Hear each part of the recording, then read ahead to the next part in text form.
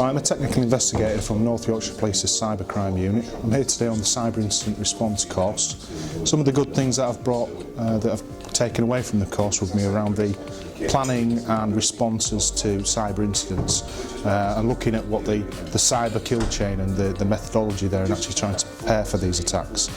The other thing as well that I've looked at, which I found interesting, was defining normal and how I can take that away and give advice to businesses so they can recognise when threats are there and how to identify them.